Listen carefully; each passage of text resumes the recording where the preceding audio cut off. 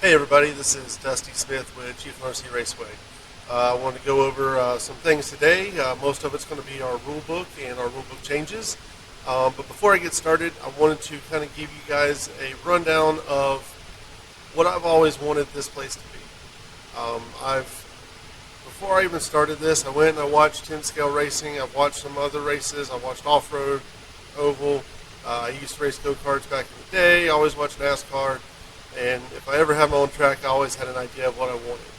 And what I always wanted here was not for it to be a money game. I've always wanted to try and keep it as fair and even as possible so that the person that's winning is the better driver who can set up their car the best. Not who can spend the most money on a controller or dope in their tires or that knows the electronics necessarily better. In the area that I live in, the people here, like we're simple people. So I wanted to try and keep it as simple as possible. With that being said, let's get started with the rule book here. I've uploaded this on our website now, so you can go and check it out. Our motor rule is exactly the same. We haven't changed it at all. The motors that are supposed to be run in the car are the motors you're going to run. The only exception is our unlimited class where you can run the 10 kV motor if you would like. Most of the exceptions to any of these rules is the unlimited class, and I'll just go over that right now. The unlimited class is just open anything as long as it's a 1RC chassis.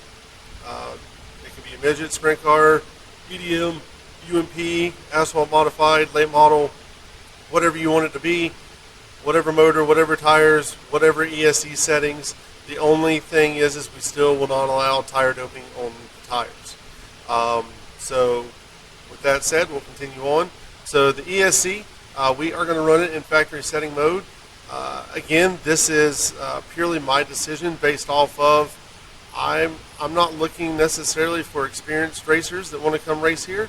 Those racers are always welcome here, and I'm glad that they want to come race here. But I'm after the father and son, the father-daughter, the mother-daughter, mother-son. I don't care the combination. I'm looking for the family atmosphere of fun racing, equal racing, and it be the best driver with the best setup, not the person that knows how to use the electronics the best. So, again, that's Chiefland RC Raceway's way of thinking. It's not anybody else, and I understand that others are running open ESC at their tracks, and that's great for them and more power to them. So yes, but anyway, moving on. So tires, water, simple green. If I see a bottle and it's got a clear liquid in it and I smell something other than water, I'm going to tell you not to come back for a while.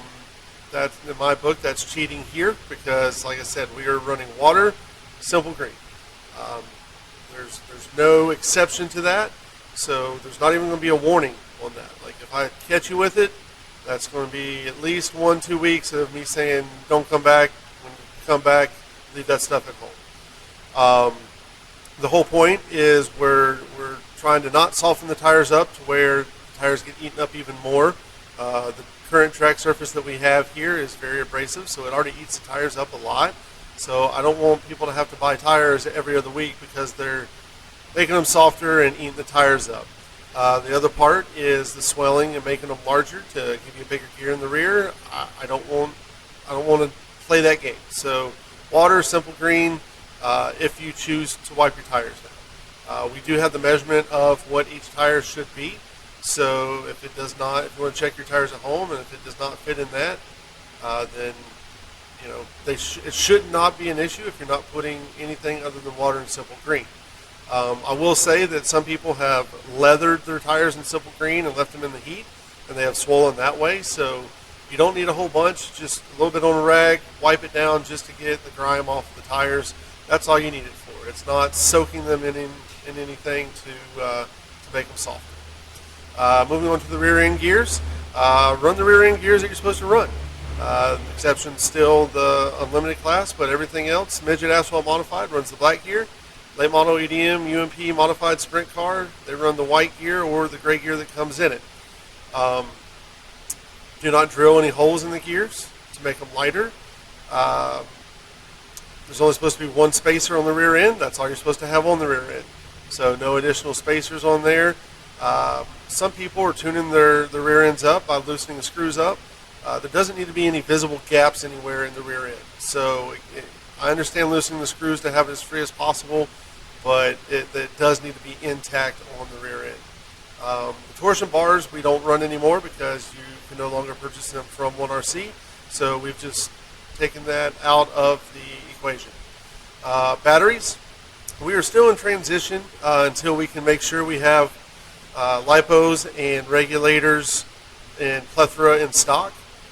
Once we do that, this will be in full force, but for right now we're still allowing people to run the 5-cell and or a lipo with a regulator. That's in the midget, or I'm sorry, that's in the 602. Well, it's in the midget if you want to run a 4-cell. We're allowing you to run a 5-cell or the 5-volt, or the regulator with the lipo, but we really recommend trying to get the regulators if we have them in stock. 602 late models, you guys are going to run the 5-cell. That's going to be, it's not our box stock class, but that class is mainly for newer racers or racers still learning how to drive the cars to get their times down to where they can move up to the 604 class. 604 non-wing, wing sprints, UMP, EDM, 2-cell lipo, 300 mAh, 6-volt regulator, and then the super late model is lipo only. So that is our batteries. So here comes our first set of changes. This will not take full effect until July the 1st. So you do have some time to make this happen. We're not going to just say and expect people to have this done tomorrow. So you have a solid 3.5 weeks to make this transition. You are allowed to use the stock 1RC controller, obviously, that comes with the car. The other two options that are suggested is the FlySky FS-GT3B, in which if you click on that blue logo there, it'll take you straight to Amazon where you can purchase them. With that controller, you do have to buy a different receiver, which is in parentheses, and you can click on there as well to go and get the receiver. The FSGT5 binds with the receivers that are already on the car, and same thing there. If you click on that, it'll take you straight to Amazon, and you can purchase that. Those are the two controllers that we highly recommend that you use if you decide to use something other than the stock controller. We understand the stock controller, if you have 4 or 5 cars, it's a pain to bring all those controllers, so we wanted to give some options. The only other option would be if you have an older model controller and you want to have us look at it, we can give you permission if we see what all features are on it. If it just has the 3 little turn knobs, just like the 1RC controller, no digital display to where you can change anything, then we will allow that. If it does have a digital display and it's an older controller, bring it to me, let me see what the functions are, and we will make a ruling on if we're going to allow that controller or not. We by no means are trying to run anybody away, but we do feel that there has been a slight competitive advantage with some people that have different controllers than others. And again, we're trying to make this about the driver and the racing and not the electronics. So that is why we're making the change. Number 7, car appearance. You must have one number just for identification purposes. So when we're calling, we're looking at the screen, we can kind of identify the cars quicker as we're announcing to try and make it a better show for everybody. The other part is some people were trying to make clearance for wheel travel. The bodies need to stay as they come. I know the EDM body you have to cut out, but there are pre-holes where you are supposed to drill holes. Those are the only holes that are supposed to be drilled out. The windows are supposed to be drilled out. The holes in certain areas are supposed to be drilled out. But your body is not supposed to be drilled, like no other holes are supposed to be on the body. Not to make things easier. And we're going to even go as far as, just to keep it even, don't drill holes to put your transponder underneath. These cars aren't going fast enough for aerodynamic purposes, so it doesn't make a difference whether the transponder is on top or underneath. So just make sure the transponder is on top. Don't drill any holes on top of the holes that are supposed to be in the body already. Transponders, I just kind of went over that, where it's supposed to be. Regulators, we do test the regulators that we get in. If they are over a 6.09 volt, then we are not going to allow them. We will check that from time to time during regular races. We will check that time to time during our marquee races that we have once a month. The miscellaneous is just a couple of things people ask, like, can you have the anodized screws? There's no competitive advantage with that, so we allow the anodized screws to be on the car.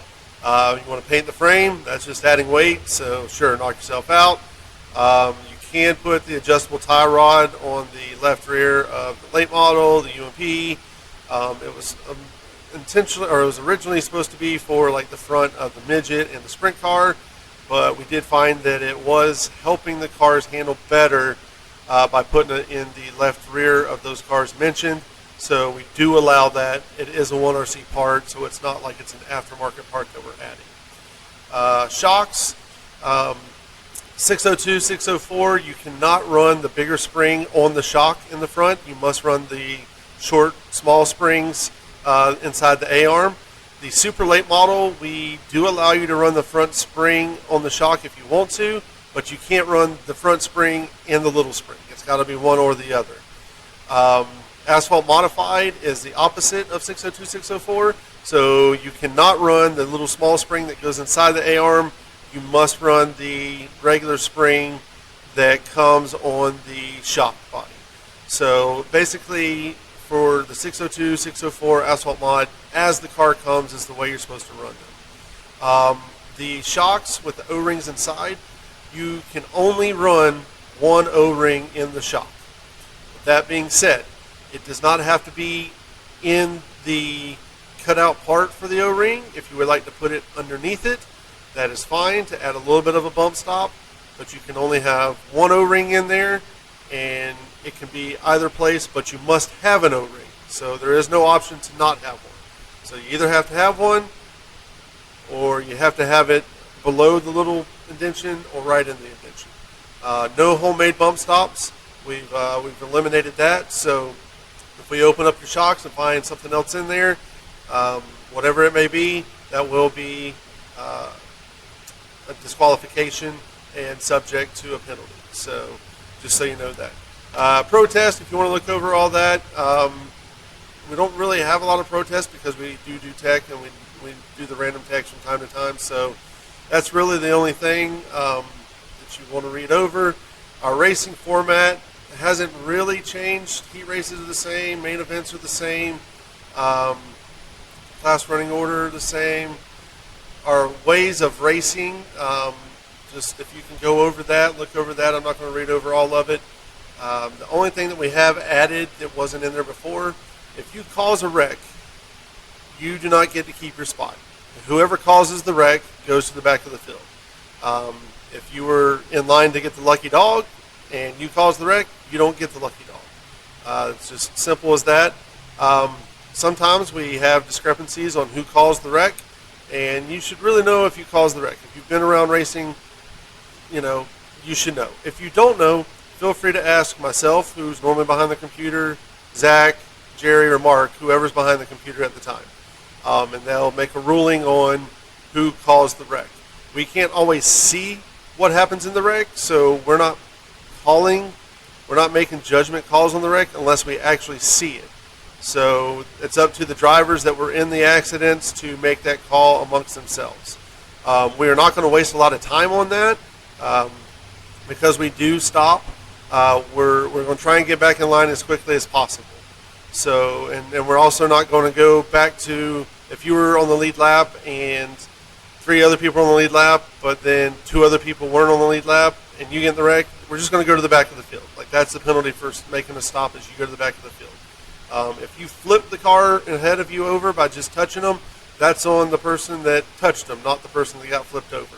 If you spin out in front of somebody and then they hit you and they flip, the person spinning out, that's the person that caused the wreck.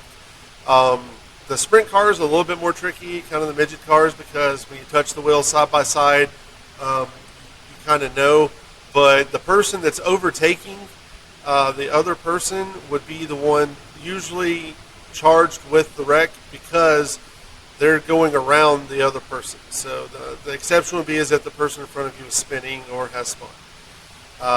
So I hope that kind of clears that up. If you have any questions, feel free to message me and I'll answer those.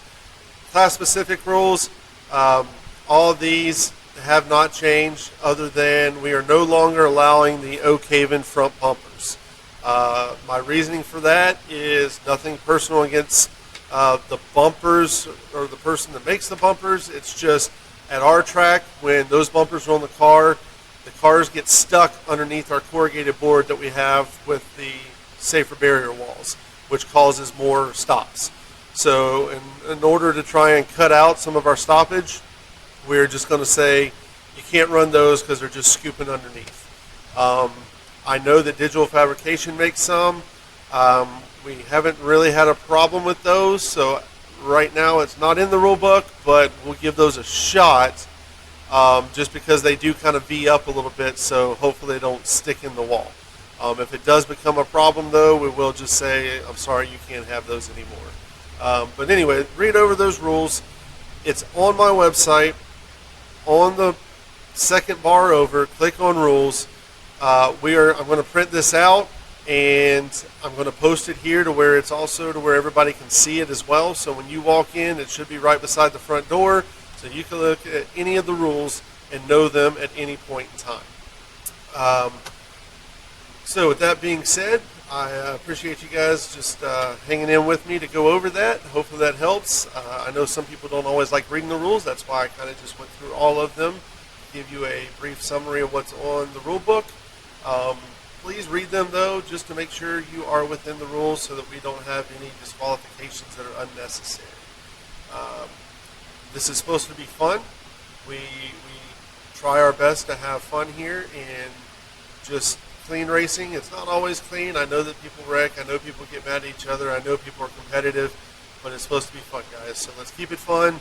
Let's keep it as neutral as possible. I know you guys are racers and you always want to find an edge, but I need you to be within these rules. If there's ever something that you think may help the group as a whole, feel free to approach me and ask me about that, and I would be happy to listen to what you have to say, and we can kind of decide whether it's something that we want to add into the rule book or not. Again, if you have any questions, you can Facebook message me at Chiefland RC Raceway. You can also email me at dusty@b3rsports.com. Thanks a lot for your time, and hope to see you guys at the track soon.